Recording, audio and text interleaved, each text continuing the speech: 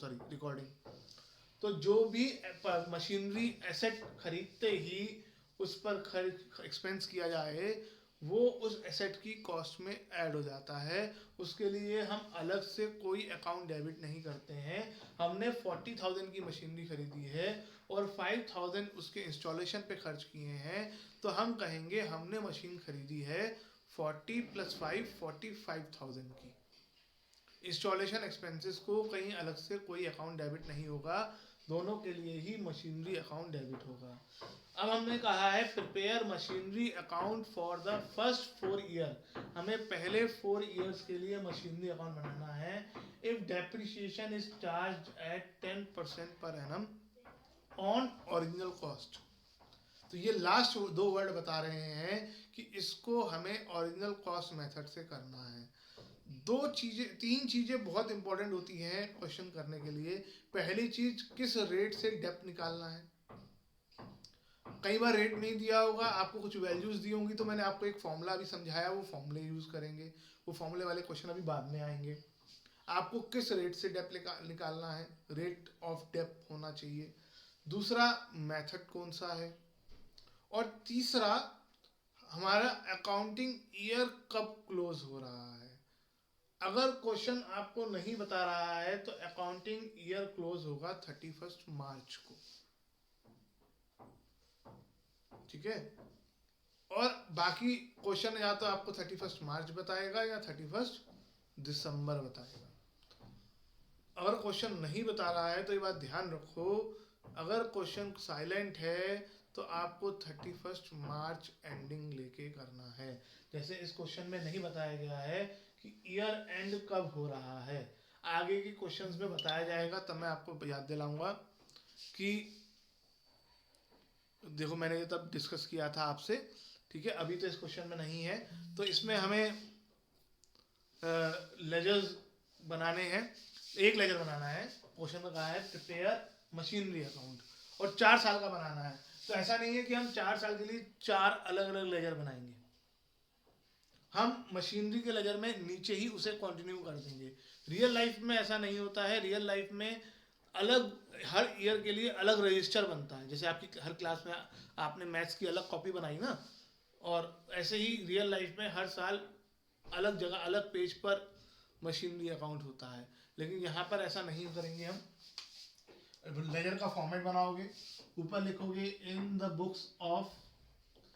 अब क्वेश्चन में कहा कि एक कंपनी, लेकिन कंपनी का नाम नहीं बताया, तो डॉट डॉट डॉट हमें क्या बनाना है, मशीनरी अकाउंट।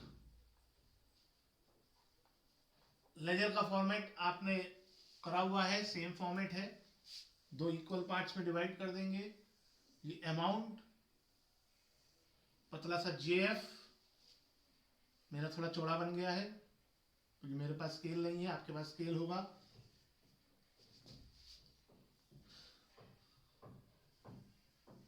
बहुत टाइम बाद हम sorry, this is credit side, this is debit side. Date, particulars, JF। आपको याद दिलाता हूं, सिर्फ लेजर ऐसी जगह है जहां JF लिखते हैं, बाकी सब जगह LF लिखते हैं। Amount, date, particulars, JF, amount. और मैंने आपको यही बताया था, अगर आपको ध्यान हो तो अमाउंट की जगह आप रुपी का सिंबल भी बना सकते हैं, ठीक है। वो भी आपके पास चॉइस है, इंडिया में तो रुपीज ही चलता है। आप इंडिया के हिसाब से ये अकाउंट्स बनाएंगे और क्वेश्चन में रुपीज नहीं आएगा।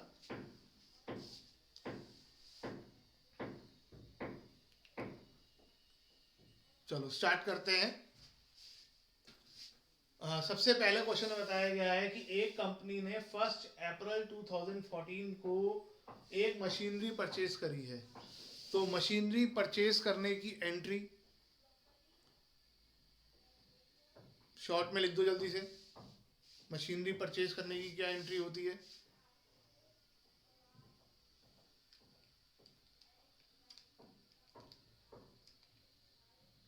हाँ, मशीनरी टू कैश। और हम मशीनरी का लेजर बना रहे हैं, तो मशीनरी डेबिट हो रही है, डेबिट साइड में डेट डल जाएगी 2014 अप्रैल 1 2। अब एक चीज और है, आपको एक चीज और सजेस्ट करूंगा मैं, चाहे उसके मार्क्स नहीं कटेंगे, लेकिन जनरली जो बिजनेसमैन है वो अपनी ट्रांजैक्शन कैश में कम करते हैं और बैंक में ज़्यादा करते हैं, और बड़ी अमाउंट जो है वो बैंक में ही की जाती है। बड़ी का मतलब कई लोग सोचेंगे 50,000 बड़ी नहीं है, 50,000 भी बड़ी अमाउंट होती है। 20,000 से ऊपर की अमाउंट चेक के थ्रू ही पे की जाती है या रिसीव की जाती है, ये बिजनेस का रूल है। और अब तो और रिस्ट्रिक्शंस हो गई हैं, अब तो शायद 20,000 से भी कम कर दिया गया है इसको। और दूसरी बात आपको समझाने के लिए, यहाँ पे अमाउंट 40-50 हज़ार है, रियल लाइफ में 40,000 की कौन सी कंपनी मशीन खरीद रही है, वो तो लाखों में खरीद रही है। तो पेमेंट जो है, आप जब भी पैसे आने जाने की बात होगी इस चैप्टर में, तो आप कैश नहीं लिखेंगे, आप बैंक लिखेंगे। वैसे भी जॉइंट स्टॉक कंपनी को कैश में ट्रांजेक्शन करना अलाउड नहीं होता है। तो हम यहाँ लिखेंगे टू बैंक अकाउंट। हमने मशीन खरीदी है 40,000 की और 5,000 उसके इंस्टॉलेशन पे खर्च कर दिए हैं, तो इसका मतलब हमने मशीनरी 45,000 में खरीदी है।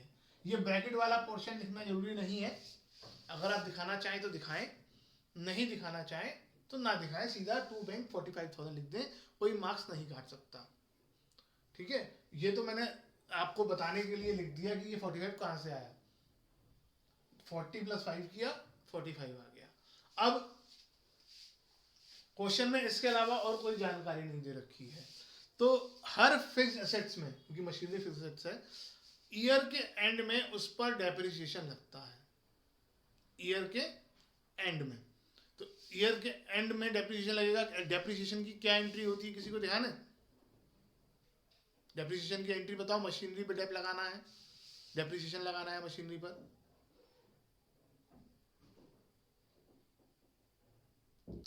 एंट्री आई डेप्रिसिएशन टू मशीनरी, डेप्रिसिएशन तो डेबिट हो रहा है, मशीनरी क्रेडिट हो रहा है। कब? ईयर के एंड में। ईयर का एंड कब होगा? मैंने आपको क्या बताया है, जब क्वेश्चन में कुछ नहीं दे रखा है तो आपको हमेशा मार्च एंडिंग लेना है। तो ईयर का एंड होगा मार्च में। मार्च में कब? 2015 मार्च 31। जो मार्च आएगा वो 2015 में आएगा, अगले साल। अप्रैल 1 2014 से, जैसे आपकी पढ़ाई होती है, अप्रैल 1 2014 से स्टार्ट होगा, मार्च 31 2015 को खत्म होगा। और डेप्रिसिएशन लगेगा। डेप्रिसिएशन की आपने मुझे एंट्री बताई अभी, depreciation account debit to machinery. तो मशीनरी क्रेडिट हो रहा है और डेबिट हो रहा है डेप्रिसिएशन, तो बाय डेप्रिसिएशन अकाउंट। कितना डेप्रिसिएशन है? 10% per annum on original cost. 10% original cost का। पहले ईयर कोई फर्क नहीं पड़ता कि मेथड कौन सा है, पहले ईयर दोनों मेथड से डेप्रिसिएशन सेम आता है। तो सिंपली आपको 10% निकालना है ओरिजिनल कॉस्ट। ओरिजिनल कॉस्ट का मतलब हुआ जितने में आप, जितना आपने उसके लिए पे किया था, यानी 45,000। इसका 10% ओरल है 4,500।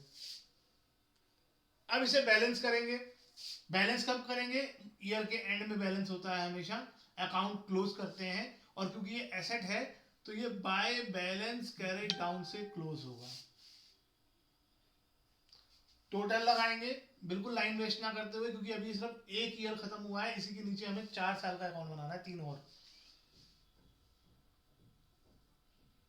टोटल एसेट्स में हमेशा डेबिट का ज्यादा होगा। आपको मैंने ट्रायल बैलेंस में ये बात समझाई कि एसेट्स का हमेशा डेबिट बैलेंस होता है, इसलिए डेबिट का ही टोटल ज्यादा होगा। ऐसा हो ही नहीं सकता कि कभी इधर का टोटल ज्यादा आ जाए एसेट्स में।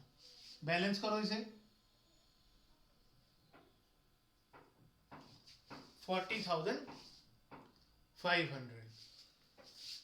नेक्स्ट ईयर के बिगिनिंग में, या ये कहो इसके अगले दिन, 2015 अप्रैल 1। अब ये नेक्स्ट ईयर शुरू हो रहा है, एक ईयर खत्म हो गया, नेक्स्ट ईयर इसी के नीचे शुरू कर रहा है। जो बैलेंस कैरिड डाउन है वो बैलेंस ब्रॉट डाउन बन जाएगा। ये बात मैंने आपको बताई थी कैश बुक में, लेकिन हमने करी नहीं थी।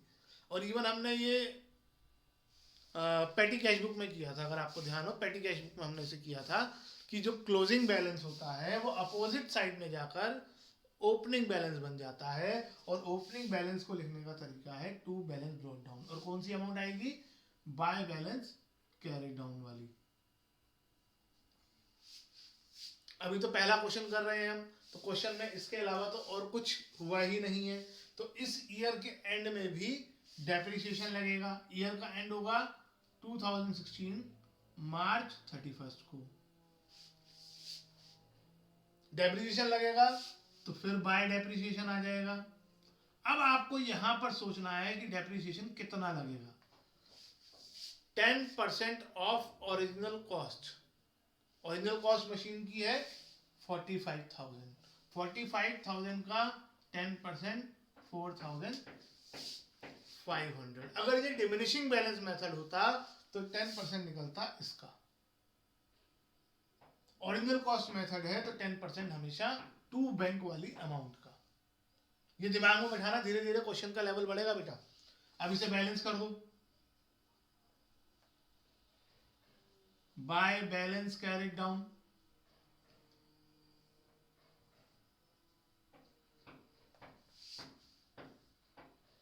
और बेटा मैंने देखो, आपको कई लोग नहीं करते हैं, मैंने देखो मैं हमें आदत डली हुई है ना मेरी, बोलना भी नहीं पड़ रहा मुझे, डबल लाइन से क्लोज कर रहा हूं मैं। कई बच्चे इक्वल्स टू टाइप नहीं बनाते हैं। बैलेंस करो। एक नंबर है, मैंने ओरली माइनस कर लिया। अब इसके नेक्स्ट डे 2016 अप्रैल 1 को ये बैलेंस ब्रॉट डाउन हो जाएगा।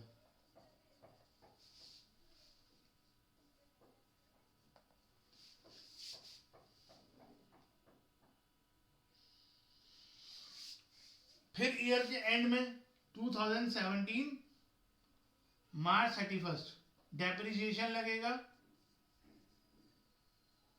बाय डेप्रिसिएशन पूरा लिखने की जगह बाय डेप लिख दो, ये शॉर्ट चलता है इसका। बाय डेप अकाउंट, डेप की बोलो डेप ही लिखो।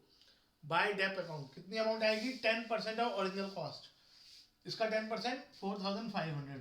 अब कई बच्चे कहेंगे सर आप ऐसा क्यों बता रहे हो? आप सीधा कहो जो ऊपर डेप लिखा था वही नीचे उतार दो। ऐसा हर क्वेश्चन में नहीं होगा। आपको हर बार डेप 10, हमेशा मैक्सिमम क्वेश्चन में 10% ही आएगा। कभी कभी 20 या 5% या 15% आएगा। तो आपको ज़्यादा मेहनत नहीं लगेगी। हमेशा डेप्रिसिएशन निकालने की सोचो, कभी उतारने की मत सोचो। क्योंकि अभी जैसे जैसे लेवल बढ़ेगा आपको समझ आ जाएगा। अभी पहला क्वेश्चन है तो मेरे लिए कहना आसान है कि हर बार ऐसा लिख दो, लेकिन मैं जिस तरीके से कराता हूँ मेरा तरीका कहता है कि हर क्वेश्चन एक जैसा रहे। इसे बैलेंस करोगे, अगले साल बैलेंस ब्रॉट डाउन करोगे, फिर डेप निकालोगे, लिखोगे, बैलेंस करोगे। 4 साल का क्वेश्चन करना है। ये क्वेश्चन आप खुद कंप्लीट करोगे, ठीक है।